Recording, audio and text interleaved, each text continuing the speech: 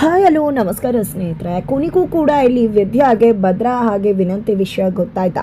ಇತ್ತ ಕಡೆ ವಿನಂತಿ ಮತ್ತೆ ಭದ್ರನ ಮದುವೆ ಫಿಕ್ಸ್ ಆಯ್ತಾ? ಏನಾಯ್ತು, ಏನು ಕಥೆ, ಇದು ಎಲ್ಲವನ್ನ ಕೂಡ ತಿಳ್ಕೋಬೇಕು ಅಂದರೆ ಈಗಲೇ ನಮ್ಮ ಈ ಚಾನಲ್ನ ಸಬ್ಸ್ಕ್ರೈಬ್ ಮಾಡಿ ಹಾಗೆ ಈ ಒಂದು ವಿಡಿಯೋವನ್ನು ಪೂರ್ತಿಯಾಗಿ ನೋಡೋದನ್ನು ಯಾವುದೇ ಕಾರಣಕ್ಕೂ ಕೂಡ ಮರಿಬೇಡಿ. ಇಲ್ಲಿ ವಿನಂತಿ ಕಣ್ಣೀರು ಹಾಕ್ತಿದ್ದಾಳೆ. ತನ್ನ ಬದುಕಲ್ಲಿ ಆಗಬಾರ್ದ ಘಟನೆ ಆಗೋಗಿದೆ ಅಂತ ಹೇಳಿ ಕಣ್ಣೀರು ಹಾಕ್ತಾ ಇರಬೇಕಾದ್ರೆ ಸಾವಿತ್ರಿ ಅವರು ರೂಮಿಗೆ ಕರ್ಕೊಂಡು ಹೋಗಿದ್ದ ತನ್ನ ಮಗಳನ್ನ ಸಮಾಧಾನ ಪಡಿಸ್ತಿದ್ದಾರೆ.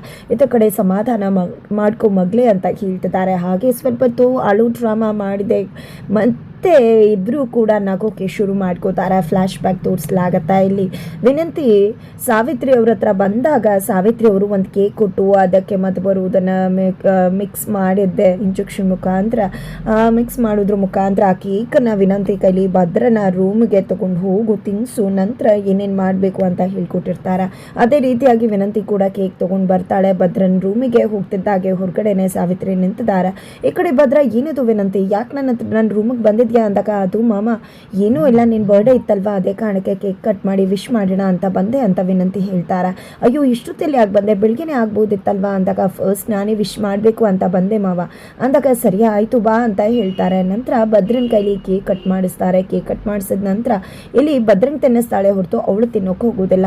ತದನಂತರ ಕೈ ಕಟ್ ಆಯ್ತಲ್ಲ ಹೋಗು, ತುಂಬ ರಾತ್ರಿ ತಡವಾಗಿದೆ ಅಂದಾಗ, ಏನು ಮಾಮ ನಾನು ನೀನು ಚಿಕ್ಕದ್ರಿಂದ ಒಟ್ಟಿಗೆ ಬೆಳೆದಿರೋದಲ್ವಾ, ಇದು ನಮ್ಮನೇನೆ ತಾನೇ, ಯಾಕೆ ಈ ರೀತಿ ನಡ್ಕೋತಾ ಇದೆಯಾ ನೀನು ಅಂತ ವಿನಂತಿ ಕೇಳಿದಕ್ಕೆ, ಅದು ಹಾಗಲ್ಲ ವಿನಂತಿ, ಈಗ ನೀನು ದೊಡ್ಡವಳಾಗಿದೆಯಾ, ಚಿಕ್ಕ ಹುಡುಗಿ ಅಲ್ಲ. ಆಮೇಲೆ ಏನಾದರೂ ಇಷ್ಟೊತ್ತಲ್ಲಿ ನೀನು ನನ್ನ ರೂಮಲ್ಲಿ ಇದೆಯಾ ಅಂತ ಗೊತ್ತಾದರೆ ಬೇರೆಯವರು ತಪ್ಪು ತಿಳ್ಕೊಬಹುದಲ್ವಾ, ಅದು ಸರಿ ಬರುವುದಿಲ್ಲ. ಅದೇ ಕಾರಣಕ್ಕೋಸ್ಕರ ಹೇಳ್ತಾ ಇದ್ದೀನಿ, ಹೋಗ್ಬಿಡು ವಿನಂತಿ ಇಲ್ಲಿಂದ ಅಂತ ಹೇಳಿ ಭದ್ರ ಕೇಳ್ತಾರೆ. ಅದಕ್ಕೆ ಇಲ್ಲಿ ವಿನಂತಿ, ಸರಿ ಆಯಿತು ಮಾಮ ಹೋಗ್ತೀನಿ, ಆದರೆ ನಿನ್ನ ಹತ್ರ ಒಂದು ವಿಷಯ ಮಾತನಾಡಬೇಕಿತ್ತು ಅಂದಾಗ, ಏನು ವಿಷಯ ಏನು ಅಂತ ಕೇಳ್ತಿದ್ದಾರೆ ಭದ್ರ. ಇದ್ದ ಕಡೆ ವಿನಂತಿ, ವಿದ್ಯೆನ ನೀನು ಎಷ್ಟು ಪ್ರೀತಿ ಮಾಡ್ತೀಯ ಅಲ್ವಾ, ವಿದ್ಯಾ ಕೂಡ ನಿನ್ನನ್ನು ಅಷ್ಟೇ ಪ್ರೀತಿ ಮಾಡ್ತಾಳೆ, ಅದಕ್ಕೆ ಅಲ್ವಾ ಕಾಡು ಒಳಗಡೆ ಹೋಗಿದ್ದು ನಿನ್ನ ಬದುಕಿಸ್ಬೇಕು ಅನ್ನೋ ಕಾರಣಕ್ಕೆ ಅಂತ ಹೇಳಿ ವಿನಂತಿ ಹೇಳಿದಾಗ, ಅದು ಅವಳ ಮೇಲೆ ಪ್ರೀತಿ ಇದೆ ಅಂದರೆ ಅದು ನನ್ನ ಮಗು ಅವಳ ಹೊಟ್ಟೆಲಿ ಬೆಳೀತಿದೆ ಅಲ್ವಾ, ಅದೇ ಕಾರಣದಿಂದಾನೇ ಪ್ರೀತಿ ಇರುವುದು ಅಂತ ಹೇಳಿ ಭದ್ರ ಹೇಳ್ತಾರೆ. ಖಂಡಿತ ಮಮ್ಮ ನಿನಗೆ ಹೆಣ್ಮಗುನೇ ಆಗತ್ತೆ, ಏನೇ ಆಗಲಿ ಅವಳೇ ತಾನೇ ಮಗು ಎತ್ಕೊಳ್ಳೋದು, ಅವಳಿಲ್ಲ ಅಂದರೆ ಮಗು ಬರತ್ತಾ, ಹಾಗೆ ಹೀಗೆ ಅಂತ ಹೇಳಿ ಮಾತಾಡ್ತಿರ್ತಾರೆ. ಅಷ್ಟರಲ್ಲಿ ಇಲ್ಲಿ ಭದ್ರ ಪ್ರಜ್ಞೆ ತಪ್ಪಿ ಹಾಗೆ ಬಿದ್ದು ಹೋಗ್ತಾರೆ. ತಕ್ಷಣ ಸಾವಿತ್ರಿ ಅವ್ರು ಬರ್ತಾರೆ. ಕೊನೆಗೂ ವರ್ಕ್ ಆಗಿದೆ, ಕೊನೆಗೂ ಈ ಭದ್ರಂಗೆ ಪ್ರಜ್ಞೆ ಇಲ್ಲ, ಸರಿಯಾಗಿ ಮಲಗಿಸೋ ಅವನ್ನ ಅಂತ ಹೇಳಿ ಸರಿಯಾಗಿ ಮಲಗಿಸ್ತಾರೆ.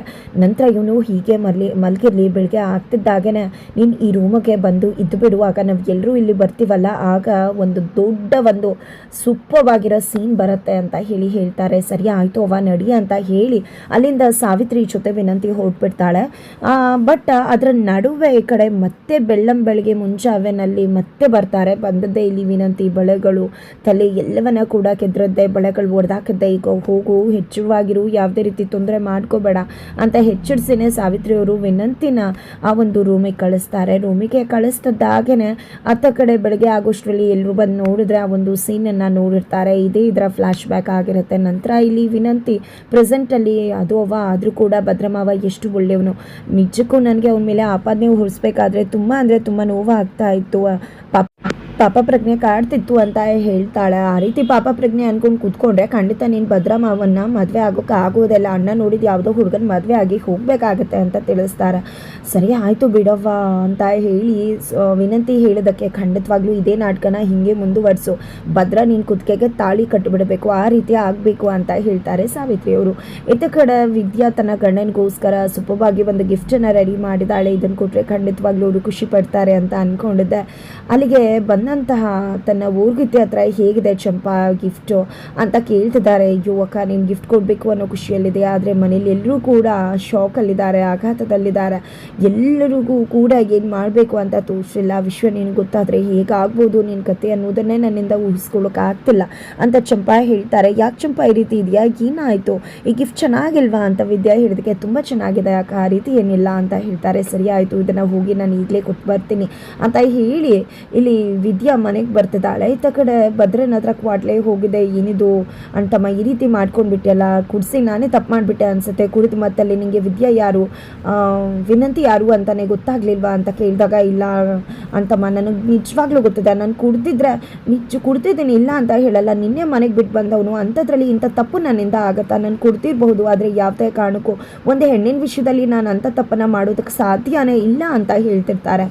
ಅಯ್ಯೋ ಅಂತಮ್ಮ ನನಗೂ ಕೂಡ ಹಾಗೆ ಅನಿಸುತ್ತೆ, ಆದರೆ ಕಣ್ಣು ಮುಂದೆ ಆಗಿರೋದನ್ನು ನೋಡಿದ್ರೆ ನಿಜವಾಗ್ಲೂ ಕೂಡ ಶಾಕ್ ಆಗುತ್ತೆ. ಅದು ನಡೆದಿದೆ ಅಲ್ವಾ, ನಾವೇ ನೋಡಿದ್ವಿ ಅಲ್ವಾ ನಮ್ಮ ಕಣ್ಣಾರೆ, ನಿಜವಾಗ್ಲೂ ಏನಾಗಿದೆ ಅನ್ನೋದು ಆ ಭಗವಂತಗೆ ಮಾತ್ರ ಗೊತ್ತು ಅಂತ ಅಣ್ತಮ್ಮ ಹೇಳ್ತಿದ್ದಾರೆ. ಆದರೆ ಇಲ್ಲಿ ಭದ್ರಾ ಮಾತ್ರ ಇಲ್ಲ, ನಂಗೆ ತುಂಬ ಚೆನ್ನಾಗಿ ನೆನಪಿದೆ, ನಾನೇ ಅವಳನ್ನ ಹೋಗು ಅಂತ ಹೇಳ್ದೆ, ಆದರೆ ಆಮೇಲೆ ಏನಾಯಿತು ಅಂತಲೇ ನನಗೆ ಗೊತ್ತಾಗ್ತಿಲ್ಲ ಅಂತ ಕೂಡ ಭದ್ರಾ ಹೇಳ್ತಾರೆ. ಇದರ ನಡುವೆ ವಿದ್ಯಾ ಬಂದಿದ್ದೆ, ನಿಮಗೋಸ್ಕರ ನಾನು ಗಿಫ್ಟ್ ತೊಗೊಂಡು ಬಂದಿದ್ದೀನಿ, ತೊಗೊಳ್ಳಿ ಗೌಡ್ರೆ ಅಂತ ಹೇಳಿದಾಗ ಗಿಫ್ಟ್ನ ಅಲ್ಲಿಟ್ಟು ಹೋಗು ಅಂತ ಹೇಳ್ತಾರೆ. ನಿಮಗೋಸ್ಕರ ಪ್ರೀತಿಯಿಂದ ತಂದಿದ್ರೆ ಹುಟ್ಟಹಬ್ಬದ ದಿನ ಗುರ್ರ ಅಂತೀರಲ್ಲ ನೀವು ಅಂದಾಗ ಈ ಕಡೆ ಕ್ವಾಟ್ಲಿನೇ ಆ ಒಂದು ಗಿಫ್ಟನ್ನು ನೋಡ್ತಾರೆ, ಎಷ್ಟು ಚೆನ್ನಾಗಿದೆ ನೋಡು ಭದ್ರ ಅಂತ ಹೇಳಿದಕ್ಕೆ ಅಲ್ಲಿಟ್ಟು ನಾನು ಆಮೇಲೆ ಬೇಕಾದರೆ ನೋಡ್ತೀನಿ ಅಂತ ಹೇಳಿ ರೇಗ್ ಬಿಡ್ತಾರೆ. ಏನಂತ ಗಿಫ್ಟ್ ಅದು ಹಾಗೆ ಹೀಗೆ ಅಂತ ಹೇಳಿದ ತಕ್ಷಣ ವಿದ್ಯಾಗೆ ತುಂಬ ಬೇಜಾರ ಆಗುತ್ತೆ. ಗಿಫ್ಟನ್ನು ಇಟ್ಟು ಅಲ್ಲಿಂದ ಹೊರಟ್ಬಿಟ್ಟು ಕಣ್ಣೀರು ಹಾಕ್ತಾ ಕೂತ್ಕೊಂಡಿದ್ದಾಳೆ. ಅಲ್ಲಿಗೆ ಚಂಪಾ ಹೋಗಿದೆ, ಅಕ್ಕ ಅವ್ರಿಗೆ ವಿಷಯ ಗೊತ್ತಾಗಿದೆ ಅಂತ ಅನ್ಸುತ್ತೆ, ಅಂದ್ಕೊಂಡಿದ್ದೆ ಅಕ್ಕ ಅಳ್ಬೇಡ ಅಕ್ಕ, ಯಾರಿಗೂ ಕೂಡ ಗೊತ್ತಿರಲಿಲ್ಲ ಈ ರೀತಿ ಆಗತ್ತೆ ಅಂತ ಅಂತಿದ್ದಾಗನೇ ಅವ್ರು ನನ್ನ ಗಿಫ್ಟನ್ನು ನೋಡಲೇ ಇಲ್ಲ ಗೊತ್ತಾ, ಅಲ್ಲಿಟ್ಟು ಹೋಗ್ಬಿಡು ಅಂತ ಹೇಳಿಬಿಟ್ರು ಅಂತ ಬೇಜಾರು ಮಾಡ್ಕೊಂಡಿರೋದನ್ನು ಹೇಳ್ತಾರೆ. ಆಗ ಇನ್ನೂ ವಿಷಯ ಗೊತ್ತಾಗಿಲ್ಲ ಅನ್ನೋದು ಚಂಪಾಗೆ ಗೊತ್ತಾಗತ್ತೆ. ತದನಂತರ ಆಯ್ತ ಕಡೆ ವಿನಂತಿ ಎಲ್ಲರೂ ಕೂಡ ಹೊರಗಡೆ ಕುತ್ಕೊಂಡು ಅಳ್ತಿದ್ದಾರೆ. ಈ ಕಡೆ ಸಾವಿತ್ರಿ ತನ್ನ ಮಗಳು ಮೋಸ ಆಯಿತು ಅಂತಂದ್ರೆ ಇಲ್ಲಿ ಅಜ್ಜಿ ಮತ್ತು ಚಿತ್ರ ಇಬ್ಬರು ಕೂಡ ನೀನು ಯಾಕೆ ಹೋಗಬೇಕಾಗಿತ್ತು ಆ ರೂಮ್ಗೆ, ಹೋಗಿದ್ದೆ ಫಸ್ಟು ನಿನ್ನ ತಪ್ಪು, ಭದ್ರ ಕುಡ್ತಿದ್ದಾನೆ ಅಂತ ಗೊತ್ತಾದ್ಮೇಲೆ ಹೊರಗಡೆ ಬರಬೇಕಿತ್ತಲ್ವಾ, ಅವ್ನು ನಿನ್ನ ಜೊತೆ ಬಿಹೇವ್ ಮಾಡ್ತಿದ್ದಾನೆ ಅಂತ ತಕ್ಷಣ ಕಿರ್ಚ್ಕೋಬೇಕಿತ್ತಲ್ವ, ಯಾಕೆ ಮಾಡಲಿಲ್ಲ ಏನು ಅಂತ ಪ್ರಶ್ನೆ ಮಾಡ್ತಿದ್ದಾರೆ. ಅದಕ್ಕೆ ಇಲ್ಲಿ ವಿನಂತಿ ನಾನೇನು ಮಾಡಲಿ, ಭದ್ರಾ ಮಾವ ನಂಬಿಕೆ ಇಟ್ಕೊಂಡಿದ್ದೆ, ಅಷ್ಟು ನಂಬಿಕೆ ಇಟ್ಟದ ಮನುಷ್ಯ ಈ ರೀತಿ ಮಾಡ್ತಾನೆ ಅಂದಾಗ ನನಗೆ ಶಾಕ್ ಆಯಿತು, ಜೊತೆಗೆ ನಾನು ಕಿರ್ಚಬೇಕು ಅಂದ್ಕೊಳ್ಳೋಷ್ಟರಲ್ಲಿ ಎಲ್ಲ ಕೂಡ ಮುಗ್ದು ಹೋಯಿತು ಅಂತ ಹೇಳಿ ವಿನಂತಿ ಹೇಳ್ತಾರೆ. ಈತ ಕಡೆ ಸಾವಿತ್ರಿ ಅವರು ಭದ್ರನ್ ತಪ್ಪು ಮಾಡಿ ನನ್ನ ಮಗಳ ಮೇಲೆ ಬ್ಲೇಮ್ ಹಾಕ್ತಿದ್ರ, ಈ ರೀತಿ ಸಿಕ್ಕಾಗ ಅಳ್ಗೊಂಡು ಕಲ್ಲು ಅಂತ ಹೊಡಿತೀರಾ ಅಲ್ವಾ, ನನ್ನ ಮಗಳು ಕತೆ ಏನಾಗಬೇಕು ಹಾಗೆ ಹೀಗೆ ಅಂತ ಕಿಚ್ಚಾಡ್ತಾರೆ. ನೀನು ಸುಮ್ಮನೆ ಇರ್ತೀಯ ಸಾವಿತ್ರಿ, ಅವ್ರು ಬರಲಿ, ಅವ್ರು ಬರ್ತಿದ್ದಾಗೇ ಒಂದು ನ್ಯಾಯ ಮಾಡೋಣ ಅಂತ ಮೋನ ಅವರು ಮತ್ತು ಅಜ್ಜಿ ಕೂಡ ಹೇಳ್ತಾರೆ. ಈ ಕಡೆ ಶಿವರಾಮೇಗೌಡರು ತಮ್ಮ ಚಿಕ್ಕಪ್ಪನ ಹತ್ರ ಹೋಗಿದ್ದೆ ನಡೆದದ್ದು ಎಲ್ಲ ವಿಷಯನೂ ಕೂಡ ತಿಳಿಸಿದ್ದಾರೆ. ಅವ್ರನ್ನ ಕರೆದು ಪಂಚಾಯಿತಿ ಮಾಡಬೇಕು, ಈ ವಿಷಯ ಹೊರಗಡೆ ಹೋಗೋದು ಬೇಡ, ನೀವೇ ಬಂದು ಪಂಚಾಯಿತಿ ಮಾಡಿ ಅಂತ ಕರೆದಿದ್ದಾರೆ. ನೀವು ಮಕ್ಕಳು ಮೊಮ್ಮಕ್ಕಳು ಅನ್ನೋದನ್ನ ನೋಡದೆ ಸರಿಯಾದ ನಿರ್ಧಾರ ಮಾಡಿ ಅಂತ ಕೂಡ ತಿಳಿಸಿದ್ದಾರೆ. ಈ ಕಡೆ ಚಿಕ್ಕಪ್ಪ ಮನೆಗೆ ಬಂದಿದ್ದಾರೆ. ಮನೆಗೆ ಬರ್ತಿದ್ದಾಗೆ ಇತ್ತ ಕಡೆ ವಿದ್ಯಾ ಕೂಡ ಬಂದು ತಾತ ಹೇಗಿದ್ರ ಅಂತ ಕೇಳ್ತಾರೆ.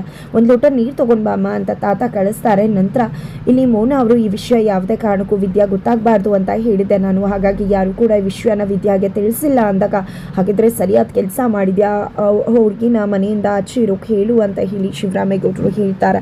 ನಂತರ ಮೋನ ಅವರು ಕೂಡ ಬಂದಿದ್ದೆ, ವಿದ್ಯಾ ನಿಮ್ಮ ಮಾವ ಏನು ವಿಷಯ ಮಾತಾಡ್ಬೇಕಂತೆ ಅವ್ರ ಚಿಕ್ಕಪ್ಪನ ಹತ್ರ, ದಯವಿಟ್ಟು ನೀನು ಹೊರಗಡೆ ಇರ್ತೀಯ ಸ್ವಲ್ಪ ಹೊತ್ತು ಶೆಡ್ಡಲ್ಲಿ ಅಂತಾರೆ. ಹಾಗಾಗಿ ವಿದ್ಯಾ ಕೂಡ ಹೋಗ್ತಾರೆ. ಬಟ್ ಎಲ್ಲರ ಮುಖದಲ್ಲಿ ಆತಂಕ ಇರೋದು ವಿದ್ಯಾಗೆ ಗೊತ್ತಾಗತ್ತೆ.